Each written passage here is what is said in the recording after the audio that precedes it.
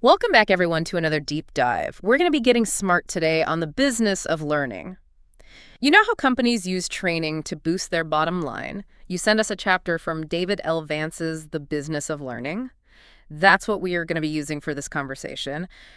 Get ready, folks, cause treating training like a cost center. That's so old school. Yeah, I think what Vance does that's really cool is he challenges how we think about training. It's not a cost center, it's a strategic investment. It's really essential if you want your company to succeed. Yeah, he compares it to like running a whole other business inside your company, right? So you got to be smart. How do you manage those training dollars? Exactly. He talks about how efficiency is not enough. It has to be effective too. It's not just about delivering training. It's about delivering the right training for your goals. So you're not just saying, okay, everybody needs customer service training. It's more like, what kind of customer service training are we going to do to make our customers happier?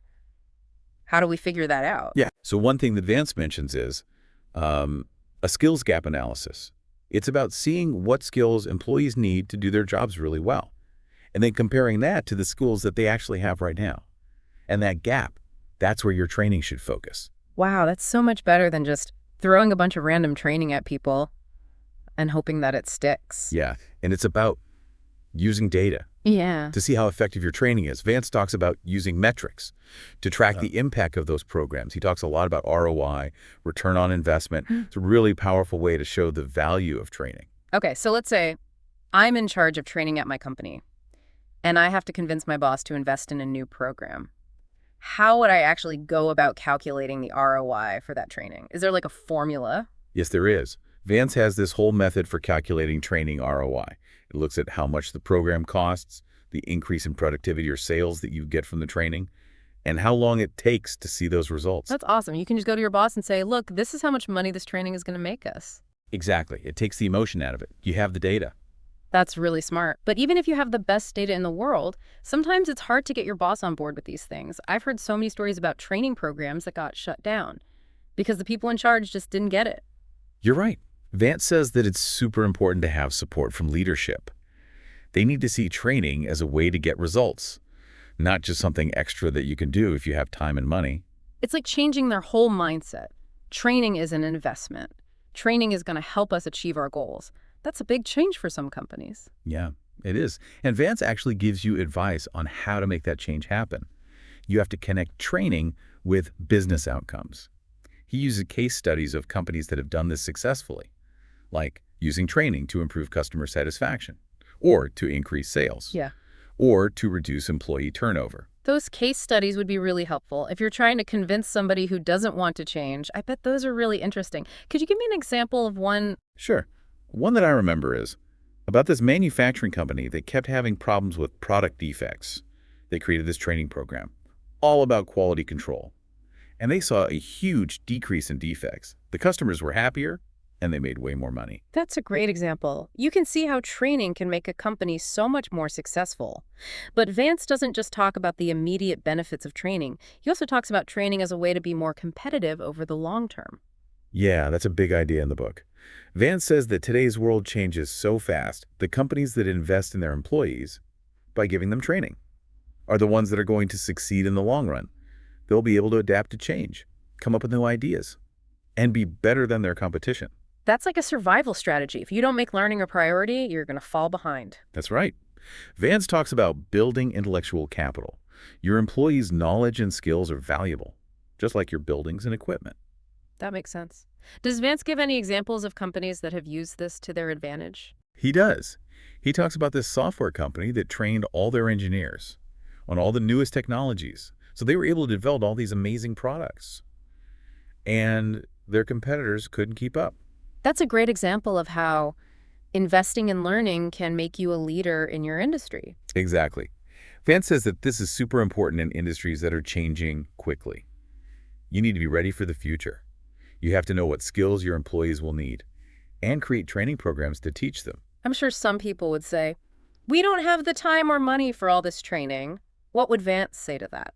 He knows that a lot of companies don't have a ton of resources, but he says it's about your priorities. If training is important to you, you'll find a way to make it happen. Maybe you have to move money around. Maybe you partner with somebody else who does training.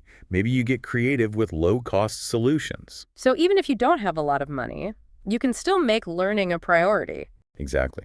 And Vance gives some tips on how to build a culture of learning, like setting aside time for learning, encouraging people to share what they know, and celebrating people who are learning. That's great. It's not just about formal training programs. It's about making it easy for everyone to learn and grow. That's a good takeaway for our listeners. And even though we're talking about learning for companies, these principles also apply to your personal and professional development. That's a really good point. We can use these ideas from Vance's book to help ourselves learn and grow. Yeah. One of the most important things is to be intentional about your learning. Just like companies need to decide what kind of training is best for their goals, you need to think about what skills and knowledge will help you reach your goals. You need to know where you want to go. Right. And you need to have a growth mindset. Vance says you always have to believe you can learn and grow, no matter how old you are or how much experience you have. That means trying new things, asking for feedback, and stepping outside of your comfort zone. I like that. Using the skills gap analysis in your own life, see where you are, see where you want to be, and then figure out what to do to get there. Exactly. And Vance talks about how important it is to measure ROI for corporate training. You can do that with your own learning, too. Think about the benefits you want to get from learning. How will it help your career, your relationships, your happiness? You're investing in yourself. Right. And Vance also talks about the importance of leadership buy-in. You have to be accountable for your own learning. You decide what you want to learn, you decide how you're going to learn it, and you're responsible for making it happen. Like you're the CEO of your own personal development. Exactly. And just like a good CEO, you have to always be looking for ways to improve. Stay curious, try new things, and never stop learning. And just like in business, you're going to run into problems. Vance says you have to be resilient. That's right. See those challenges as opportunities to learn and grow. This has been really insightful. We took these ideas from Vance's book about corporate training, and we saw how they apply to our own lives. We can all use these ideas to become lifelong learners. I agree. Be intentional, be strategic, and be accountable for your own growth. Learning is a lifelong journey, and it's full of both challenges and rewards. What's one piece of advice you would give our listeners who are ready to start their own learning journey? Be curious. Ask questions. Explore new ideas. The world is your classroom. That's beautiful. So keep learning and growing. And remember that the journey of learning never ends. Thanks for joining us for this deep dive into the business of learning. We'll see you next time. That's a great example. You can really see how training can make a company so much more successful. But Vance doesn't just talk about the immediate benefits of training, right? He also talks about training as a way to build a long-term advantage. Yeah. He says, in today's world, things are changing all the time. The companies that invest in their employees' skills, by giving them training, those are the companies that are going to do well over the long term. They're going to be able to adapt, they'll be more innovative, and they'll be able to beat their competition. It's like a survival strategy almost. You know, if companies don't prioritize learning, they're putting themselves at a real disadvantage. That's right. Vance uses this phrase, building intellectual capital. He's basically saying, your employees' knowledge and skills, those are really valuable assets, just like your buildings and equipment. That makes a lot of sense. Does Vance give any examples of how companies have actually used this intellectual capital to get ahead? Yeah, he does. One example that comes to mind is about this software company. They invested a lot in training their engineers on the latest technologies. So they were able to develop these really cutting-edge products, and they gained a lot of market share. Their competitors couldn't keep up. That's a great example. Investing in learning. It can really make you a leader in your industry. Exactly. And Vance says that this is especially important. In industries that are changing really rapidly, you have to be proactive. You need to know what skills your employees are going to need in the future, and then you have to create training programs to get them ready. I bet there are some business leaders out there who would say, we just don't have the time or the resources for all this training. How does Vance respond to that? He acknowledges that. A lot of companies have limited resources, but he says, it's really about what your priorities are. If you think training is important, you're going to find a way to make it happen. So it's more of a mindset thing than anything else. Right. And Vance gives some really practical tips on how to create a culture of learning at your company, for example. He suggests setting aside time for learning, encouraging employees to share their knowledge, and celebrating people who are learning and growing. Those are great ideas. It's not just about, formal training programs. It's about creating an environment where learning is encouraged and valued. Exactly. And, We've been talking about learning for companies, but I think it's important to remember that these principles can also apply to our own personal and professional development. That's a really good point. So how can we take these ideas from Vance's book and apply them to our own lives? So one key takeaway is the importance of being intentional about our learning. Just like companies need to think about their goals and what kind of training will help them reach those goals, we need to think about our own goals and what skills and knowledge we need to develop. So it's about having a plan. Exactly. And Vance also talks about the importance of having a growth mindset, believing that we can always learn and grow no matter how old we are or how much experience we have. That's important.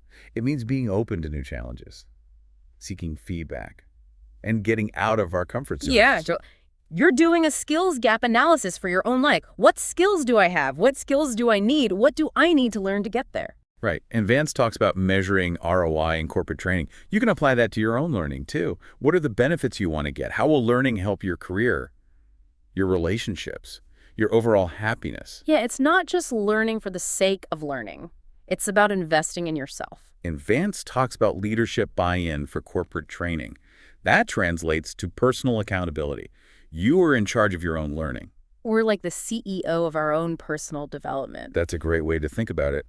And you have to be proactive, always looking for ways to improve.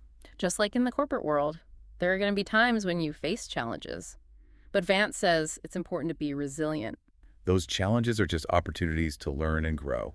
This has been such a great conversation. We've taken all these ideas from Vance's book about corporate training, and we've seen how we can use them in our own lives. We can all be lifelong learners. I agree. It's about being intentional, strategic, and accountable.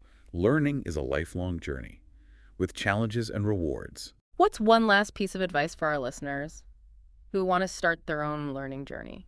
Be curious. Ask questions. Explore new ideas. There's always something new to learn. I love that. So keep learning, everyone. The journey never ends. Thanks for joining us for this deep dive into the business of learning. We'll see you next time.